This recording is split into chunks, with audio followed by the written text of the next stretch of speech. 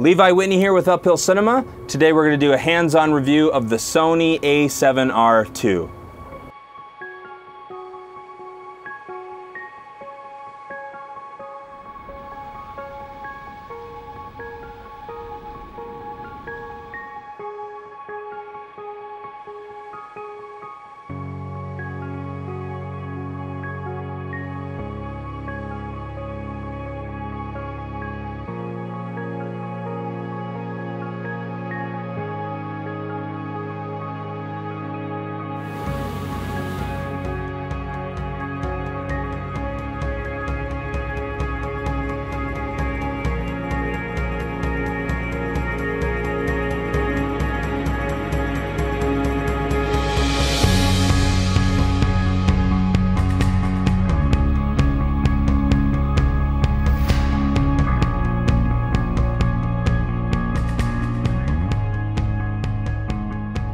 So to dive right into it, the questions that I've been getting from people are, do I buy this camera or the Sony A7S?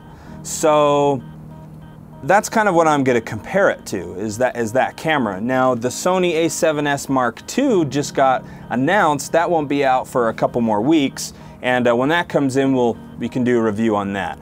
But one of the things that I think you need to get right out of the gate with this camera is knowing who they're marketing to. This camera is marketed to the photographer first, videographer second. Unlike the A7S and the A7S Mark II, which will be video first and photography second. So let's just get that one out of the way. If you're familiar with the A7S, the build quality of this camera is a lot better. It feels a lot stronger and better in your hands. It's just a lot better build. So that's one thing that is really nice. I actually like the bigger grip. I have heard people say they don't, but me personally, I like the bigger grip. It feels a lot better, and I'm used to bigger cameras. I actually personally like a little bigger cameras. Anyone that's worked with me before, I like having a monitor. I like having those types of things. I like that extra little size to this camera. In tradition of Sony, it's still got their terrible menu system.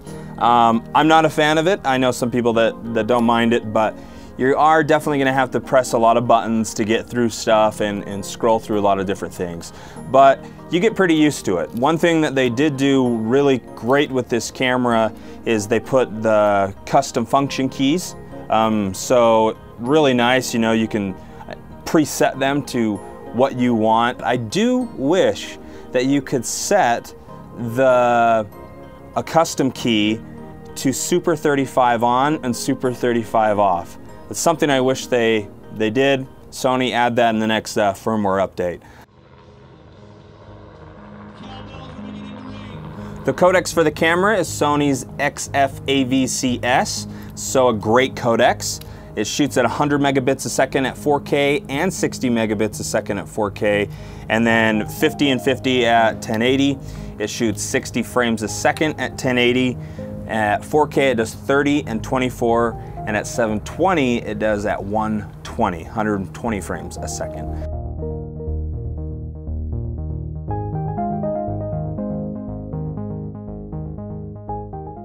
One thing that I did think about though, with Atomos, they just came out with the new Assassin, and it's a lot better codecs than XAVC.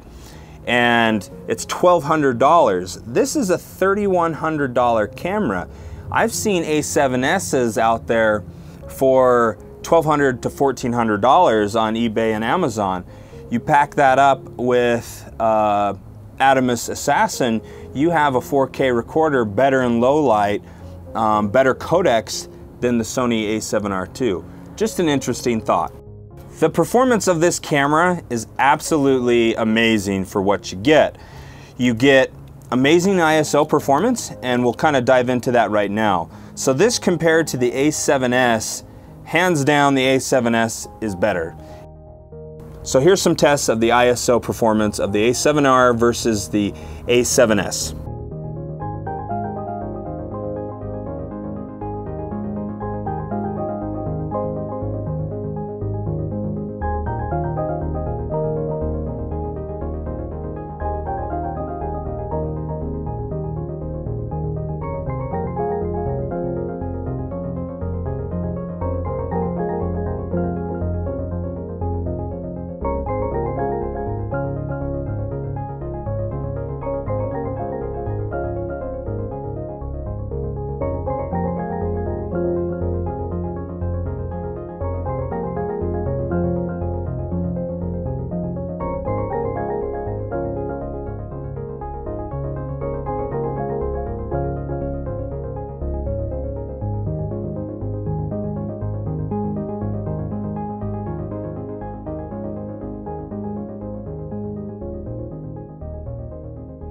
I'm not the type of shooter that just sits there and shoots at charts all day, and even like the last test, that's the first time I've ever done anything like that.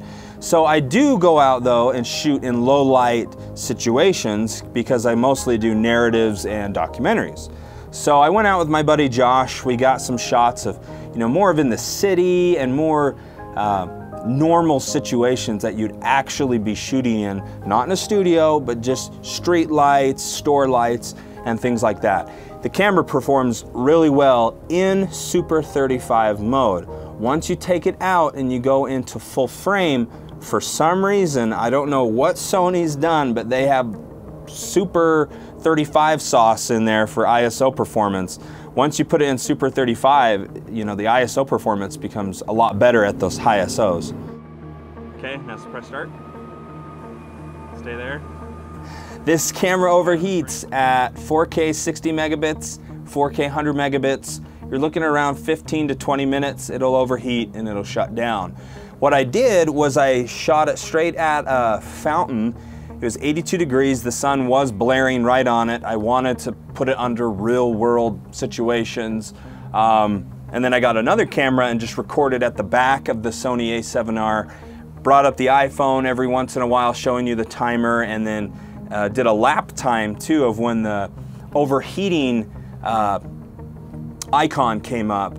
And then from there we showed it actually shut down. So with that being said though, I only had it overheat with that situation. I am not a wedding videographer. I've done weddings before in the past. I used to do quite a bit of them, but I went off into documentaries and narratives. But my cousin recently just got married, and so I used this camera. And it never overheated. Not once. I shot the whole thing in 4K, never overheated. Rolling shutter, you're gonna get it with this camera. You're gonna get it with almost all DSLRs. What's really interesting with this one is you put it in Super 35 and it gets pretty bad rolling shutter. We're used to that though with all the Sony Alpha line cameras. Now you put it in full frame and it's not so bad. Very interesting. You won't get the same skin tones with this out of like a Canon or a Blackmagic or a Red or an Arri. They're all different. All the cameras are different. But I did compare this with Canon 5D and a 6D. The example I'm going to show you is an actual 6D, and I shot it at Cine Style. If you want to know what Cine Style is, I can show you how to set up your camera in Cine Style. Just leave a comment below and I can do that. But what it does is it makes a Canon camera have a little more dynamic range, and so you can grade it a lot better in post than putting it in standard. Anyways, so what we did was I shot our model with the Canon, Cine Style, 2 different focal lengths, and then the Sony A7R II in S-Log at the same focal lengths.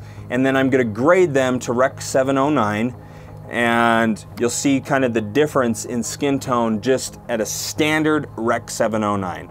So here's an example.